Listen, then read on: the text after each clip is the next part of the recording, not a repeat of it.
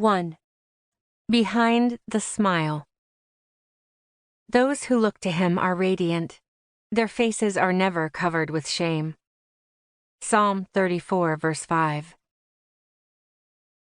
I should begin with a confession. I've spent most of my life hiding behind a smile. You know that saying, "My life is an open book"?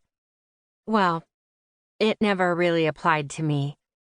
My life has been more of a partially opened book. While I've shared satisfying successes, tear-filled trials, and entertaining experiences over the years, I've kept most of the shadier happenings of my life under wraps in a prideful attempt to save face. Nice admission for a woman in ministry, huh? I've always considered my past just that, my past. I'm pragmatic that way. I've experienced shame, pain, and brokenness as much as the next person.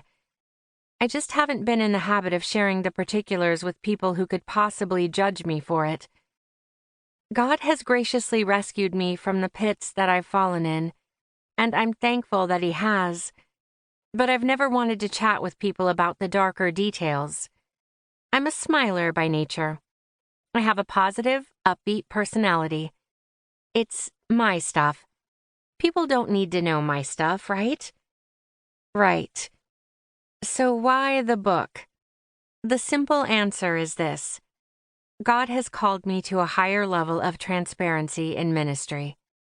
While you may never have to share your stuff with masses of women, I must if I am to obey Him. God has written His restoring, unconditional love into every broken paragraph of every broken chapter of who I am. I've spent my entire adult life fearfully flipping past pages that tell of the failures and struggles I've been through. Not anymore. It's time for my life to become an open book. Time to get real. An average American girl. I grew up in Mayberry. Well, the town was actually called Irwin, but comparatively it was Mayberry. In the summers, my brothers, sisters, and I spent our days outside in the blazing sun, playing barefoot in freshly cut grass. We enjoyed big 4th of July parades, drank large amounts of ice-cold lemonade, attended huge family reunions, and ate our weight in fresh tomatoes and homegrown sweet corn.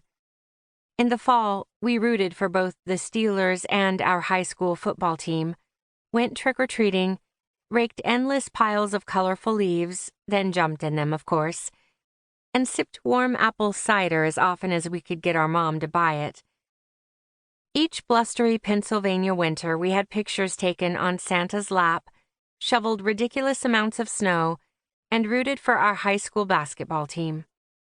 We drank mug after mug of hot chocolate with mini marshmallows, waited on pins and needles to see if Punk's Satani Phil saw his shadow on Groundhog Day, and ate many bowls of tummy-warming chili with buttered saltines on the side.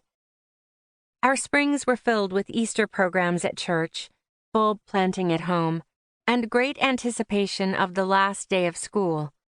The people were kind, the houses were modest, and the community was committed to clean living. That meant different things to different people, but for my family it meant going to church, washing behind our ears and applying the golden rule. Basically, I come from your average middle-class American family and your average hard-working American town. I am the middle child of 5, born to my parents in 8 short years. We squabbled like normal siblings, shared bedrooms, and often fought for our parents' attention. But overall, we enjoyed the benefits of being raised in a large family. We had quirky family jokes. Someone would ask, "Who lives in that house?" And another would reply, "Howard, I know?"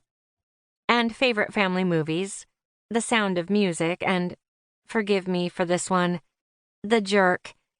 We had a kind, practical, and godly mom who kept the house running smoothly as best she could, and a strong yet silly dad who worked hard and loved to tease us. We always had a roof over our heads, a hot meal on the table, and clothes on our backs, even if they were hand-me-downs. We were very blessed.